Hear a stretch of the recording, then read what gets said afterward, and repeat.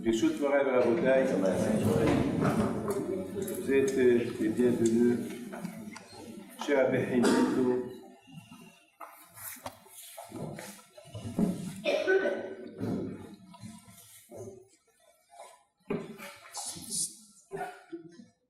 Ce soir, B'ez Hashem, nous allons faire la prière de Arvit et après, on va aller faire la Seouda et Khnasset Sefer Torah, on va livrer le Sefer Torah pour chaque année.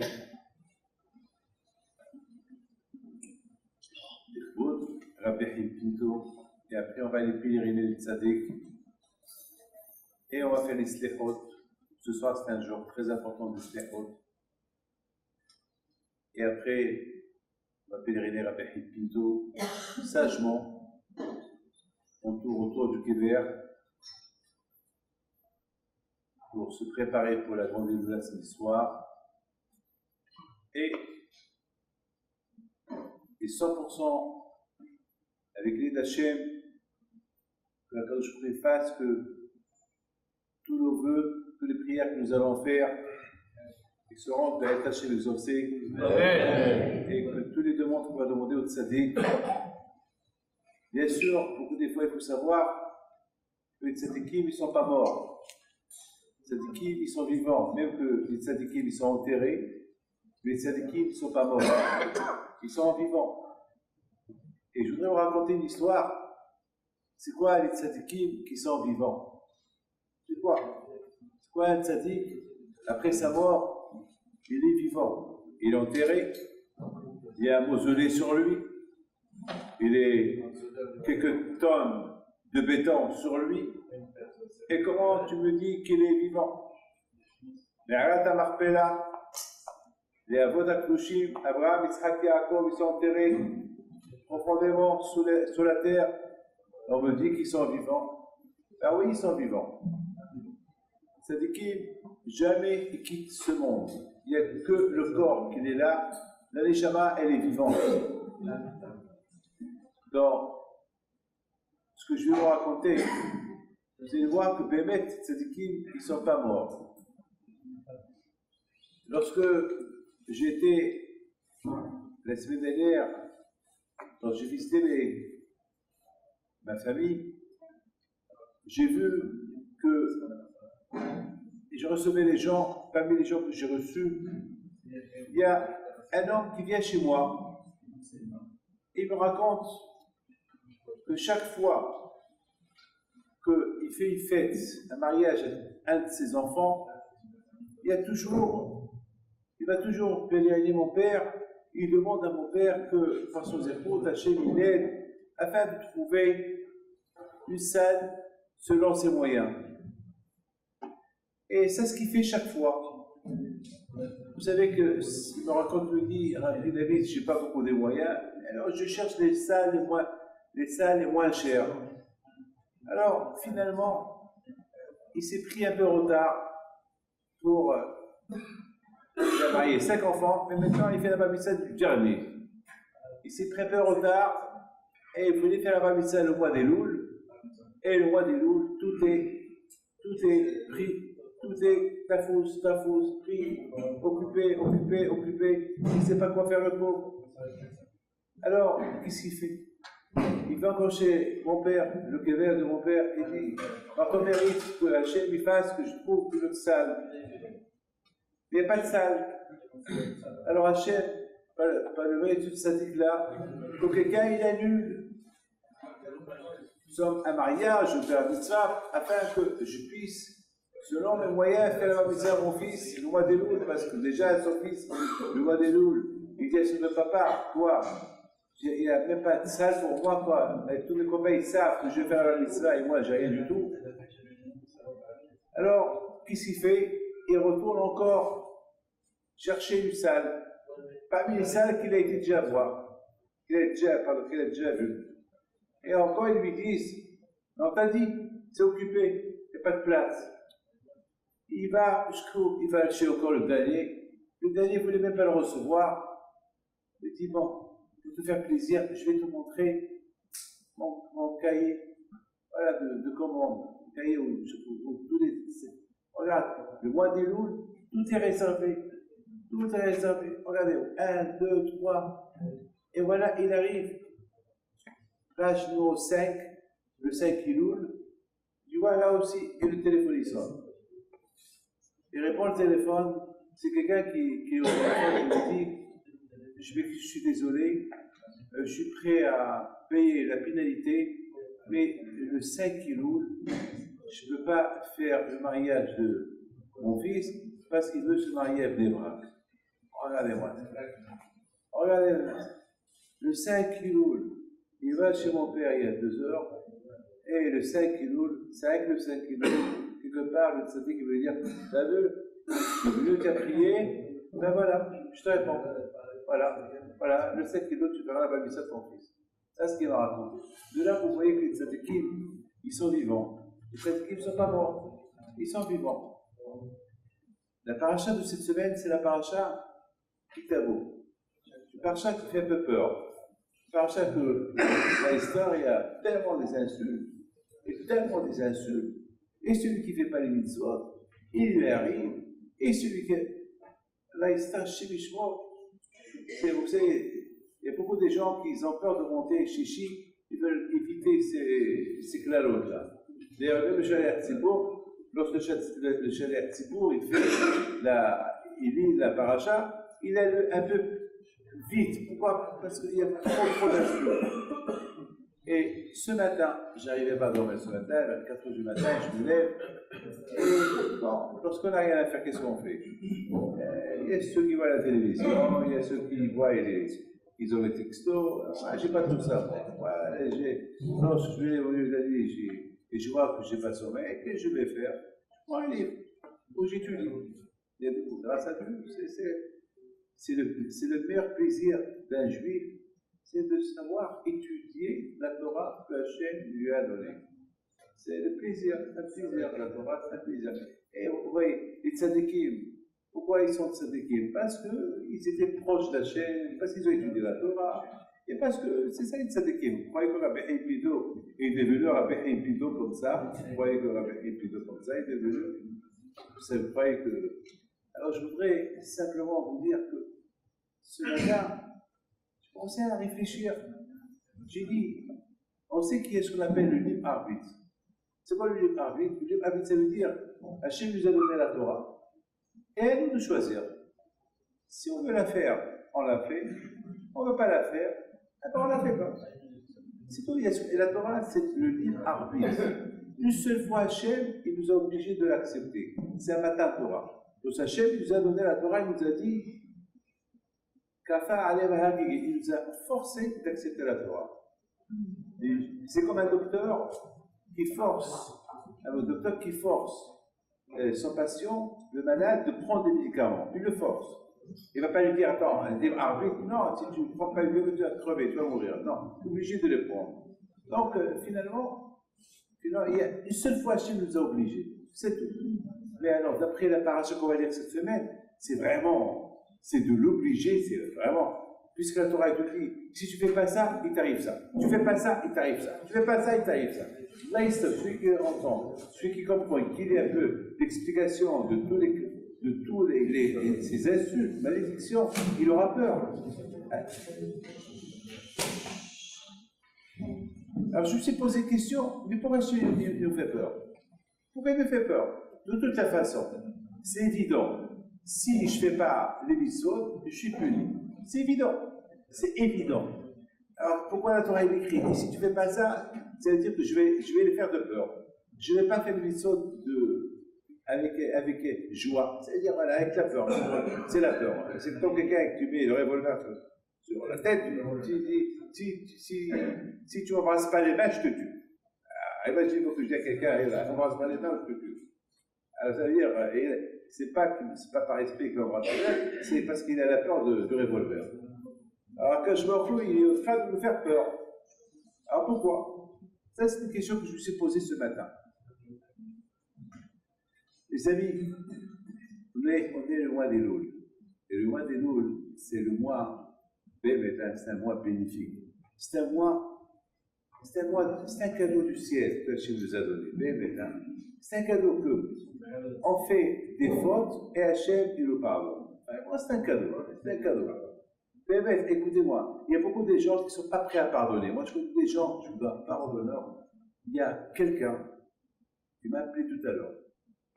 Hein. Et je vous dis, hein, je vous parle ici à la synagogue, il y a le Sefer là. Et je vous raconte, c'est quelque chose qui s'est passé.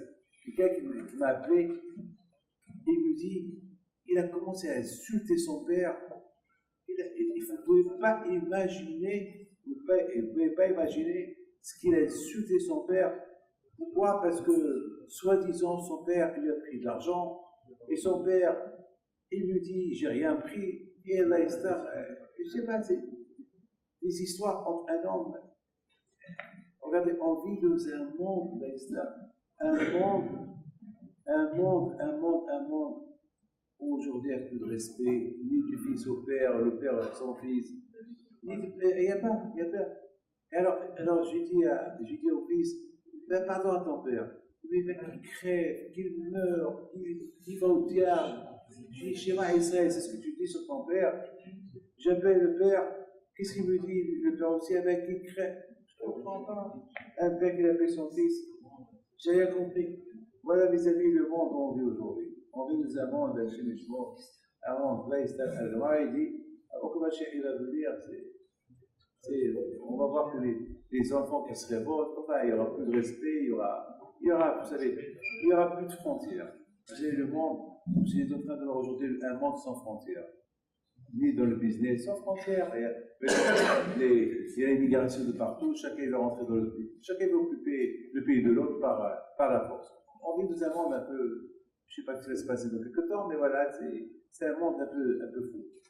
Vous savez, Hachem, il sait, on vit dans un monde où il y a beaucoup de Sahara. Alors quand je vois il nous comprend. Quand je prie, il nous comprend. Il nous a donné un jour, un mois dans l'année qui s'appelle Elul. Et ce mois-là, on fait des chevaux, on se repentit, et on demande à Kash pardon pour toutes les choses qu'on fait à nos amis, à la famille, etc. Voilà. C'est la vie aujourd'hui. Les amis, écoutez bien ce que je vais vous dire. Et sachant qu'Hachem, il sait, on vit dans un monde de Sahara, alors quand je vois au bout que c'est la fait, il a fait que c'est vrai, il y a ce qu'on appelle le libre arbitre, il y a le Sahara. Écoutez bien ce que je vous dis, après j'arrête. Le Sahara, écoutez bien, il vient, il nous met un monde sur un plateau. Elle éclate-toi, fais ta vie, allez, qu'est-ce qui se passe? Qui te dit qu'il y a la vérité? Qui te dit qu'il y a un paradis? Qui te dit qu'il y a une tzadiki? Qui te dit? Il te met le doute dans la tête. Et total, pour en profiter de la vie. Alors ça veut dire que le Satan, écoutez bien, le Satan, non seulement, éteignez vos téléphones s'il vous plaît, non seulement que le Satan, il nous pousse à faire du mal, mais écoutez bien, le Satan est très intelligent. Le Satan, il est très intelligent. Il ne donne pas l'arbitre d'être nous. C'est quoi l'arbitre? L'arbitre, ça veut dire je fais ce que je veux. Ça veut dire j'ai mon arbitre. Voilà, il y a le mal et le bien. Je choisis le mal. Il y a ici la vie et ici le suicide. Alors, j'ai choisi la vie. Mais le Satan, il te dit choisis le suicide. Donc, quelque part, le Satan, il me détourne de mon libre arbitre. Alors, puisque le Satan, il me détourne de mon libre arbitre, qu'est-ce qu'il a fait à Hachem? Hachem, lui aussi, il rend la monnaie au Satan. Il nous fait peur. Vous écoutez le Satan, qui vous détourne de l'arbitre, moi aussi, je vous fais peur. Si voilà votre arbitre, c'est de l'écouter. Voilà la bataille où on est. Je voudrais vous raconter une petite histoire. Il y a les scientifiques en Israël, ils ont fait des statistiques. Ils ont fait des recherches sur la sauterelle. Non, pardon, une grenouille. Et à cette grenouille-là, disons une sauterelle, si vous aimez, je ne sais pas si vous aimez le plus sauterelle ou grenouille, bon, on va dire la sauterelle. Parce que ici, je me rappelle, ici à Essaouira, à l'époque, il y a il y a 50 ans, oh là là, plus de 58 ans. Je me rappelle qu'on avait ici des millions de sauterelles qui sont venus ici. Je me rappelle, jamais j'oublierai ces masses de sauterelles qui étaient au là. C'était spectaculaire. Alors, ils ont fait des recherches sur les sauterelles. Alors, qu'est-ce qu'ils ont fait? Ils ont pris un bocal, ils ont mis là-bas des sauterelles, ils ont fermé le bocal. Pour voir comment il va réagir. C'est quoi la réaction, comment il va réagir? Et la sauterelle qui est fermée, et vous voyez que la sauterelle, elle saute, et elle saute, elle veut sortir, elle veut grimper, elle n'arrive pas à grimper parce que c'est lisse, elle n'a pas où se tenir. Et à la fin, la pauvre, elle veut sa liberté, elle n'a pas de liberté. Et à la fin, qu'est-ce qui se passe? Il se passe que elle voit que fatiguée, crevée, ça y est, elle reste. Maintenant, le scientifique, il ouvre le bocal, maintenant, ça y est, c'est ouvert. Regarde la sauterelle, saute. Elle ne saute pas. Pourquoi elle ne saute pas? C'est libre. Lorsque c'était fermé, elle voulait sauter, elle voulait sortir. Maintenant, c'est ouvert, elle ne veut pas sortir. Pourquoi? Pourquoi? Parce que elle est en plein désespoir. Pour elle, c'est fini. Même que c'est ouvert, elle n'en croit plus. Non, c'est une imagination. Non, on dirait que c'est ouvert, mais c'est toujours fermé. Il y a toujours là-bas.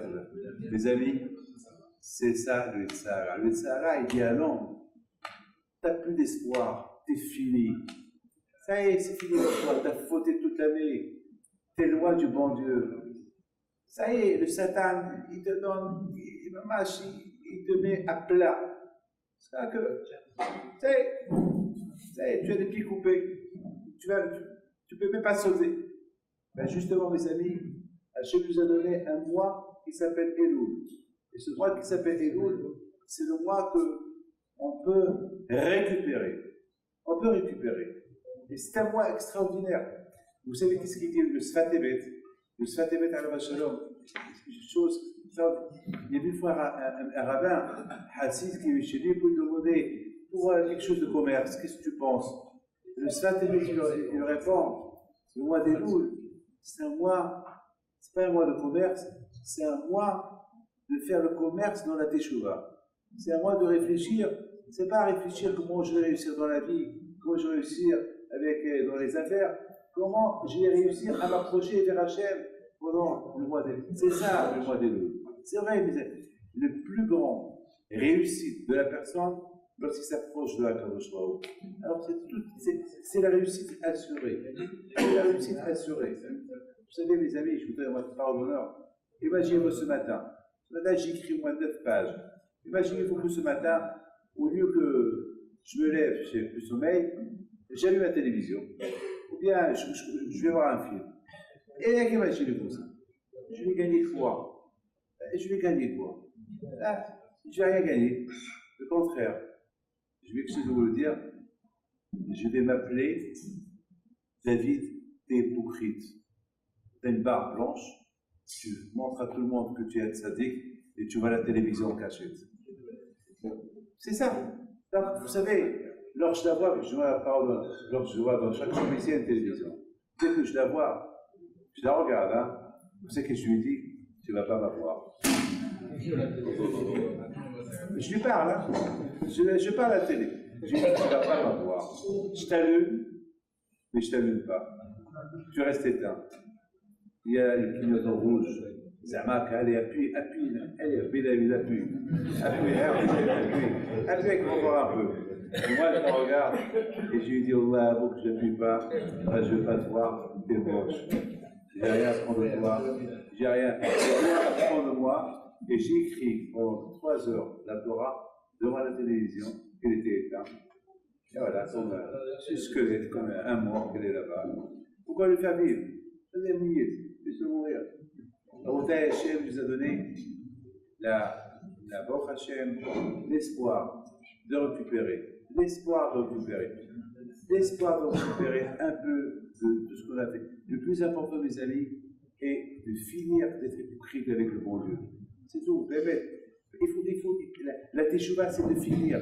Parce que c'est bizarre. On sait les erreurs qu'on a fait l'année dernière. Les Arabes se disent, on a fait teshuva. Et les erreurs, c'est les mêmes erreurs. Et on vit avec Hachem, avec l'hypocrisie totale. Et après, on vient chez Kadosh Baruch Hu, encore avec la même masse de rishut, plus qu'avant, plus que les années précédentes. Et on ne se prend pas pour des grands religieux. C'est pas. Il faut. C'est ça ce que la Torah, elle nous dit. La Torah. C'est pas Shalom que Hachem veut nous faire peur. Si tu fais pas, parce que c'est la paracha des insultes. La paracha des insultes. Mais la paracha, c'est pas que Hachem il te fait peur. Parce qu'on a dit il y a le libre arbitre, puisqu'il y a le libre arbitre, pourquoi Hachem me fait peur? Ça y est, Hachem, je sais que ça il ne faut pas le faire. Je le sais. Alors ne me fais pas peur que si je ne le fais pas, il m'arrive ça et ça et ça. Ne me fais pas peur, ça y est, j'ai le libre arbitre. Non, sachant Hachem que le ça est très fort. Il ne peut pas t'enlever ton arbitre, le libre arbitre, il peut simplement te mettre en garde. Sache que ça porte ça, parce que ça est très fort. Et à Raboudai, et le roi des Louls, à savoir combien de fois l'homme, combien de condamnations on est condamné, et c'est le roi des Louls. Je termine avec ce qu'il dit. Rabbi Yitzhak Blazer, un grand Baal Moussa. Je vous dis ça et on fait arrêter. Yitzhak Blazer, c'est un grand Baal Moussa. Il dit qu'est-ce qui se passe la veille de Rosh Hashanah. Il dit comme ça. La veille de Rosh Hashanah, on passe devant Akash Baruch Hu, on se souhaite Shana Tova, Shana Tova, Shana Tova, on se souhaite. Entre vous et moi. On se souhaite. Le plus important, c'est que le bon Dieu, c'est vous le souhaite. Hein. C'est pas que nous, entre nous, on se souhaite. Très bien. On se souhaite Shana Tova. Mais je veux que Hachem aussi, je lui dis, et je lui dis à Hachem, Shana Tova. On va dire Hachem, inscris-moi dans Shana Tova. Mais on ne va pas lui souhaiter Shana Tova.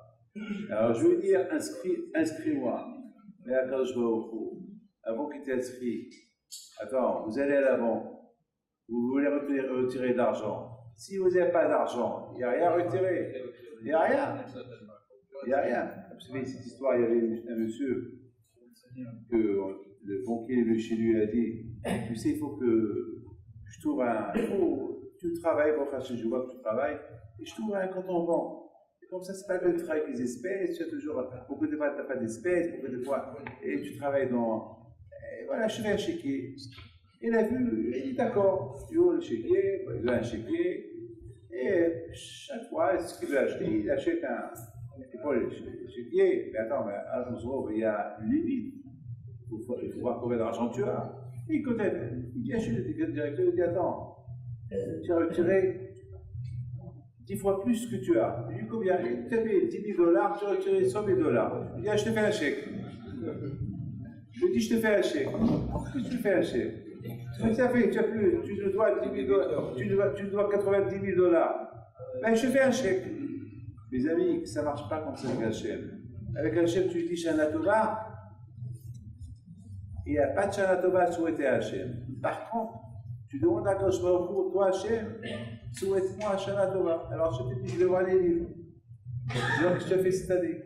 Et je te fais Teshuvah. Et à un moment donné, si on a fait Teshuvah, alors Hachem va te dire Shana Tova. Alors ça, c'est ce que moi je dis. Et Rabbi Yitzhak Blazer dit comme ça.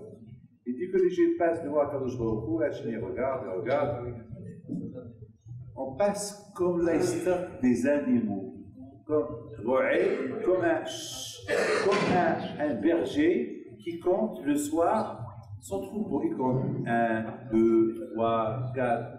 Et parfois, il voit une vache qui est maouja, elle est un peu tordue. Il dit c'est là, elle va mourir, qu'est-ce qu'il fait? Il prend un pinceau avec la peinture rouge et lui fait un signe. Ah maintenant, la vache. Et je crois que le propriétaire, il a raqué la caresse. Mais c'est pas la caresse. Il a mis un signe de mort là. Ce rouge-là qui veut dire, ça il va l'envoyer à l'abattoir. Eh, c'est rien. Et voilà, prendre le lendemain, ils vont ramasser tous ceux qui ont eu un truc rouge, ils vont partir à l'abattoir, voilà. C'est ça la police, c'est passé. À Otaï, nous, on demande, parce qu'on ne sait pas ce qui va se passer, David Rocha. On ne sait pas. Aucun ne sait. On ne sait pas. On ne sait pas. Mais une chose est claire. Nous, on a les mots dans Hachem, on prie à Kadosh Baruch Hu. Be'ezat Hachem, que Hachem, il ne passe pas le pinceau rouge, il nous dit, il est Hayim Tovim, au Shalom. Alors, nous suivons. יהיה רצון קדוש ברוך הוא, כיבודו לבוטוס, ברכה והצלחה. אמן. פרנסה טובה. אמן. שנה טובה. אמן. חתמו לחיים טובים ושלום. אמן. תגיד לכם, כי לרצון, מלא הקדוש ברוך הוא את כל משאלות לבכם לטובה. אמן. יהיה רצון בסעודת תורה אצל נשמת tous ceux qui ont ils veulent faire un cadeau, Yaakov,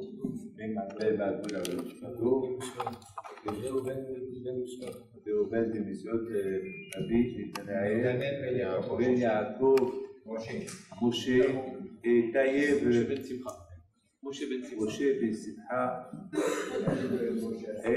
ימין בן משה הזרע. רבן ויהודה ממן, Aziza bat Simcha. Alors que chacun ait la Nishmat, les deux Nishmat, répétez. Que chacun ait le nom qu'il veut.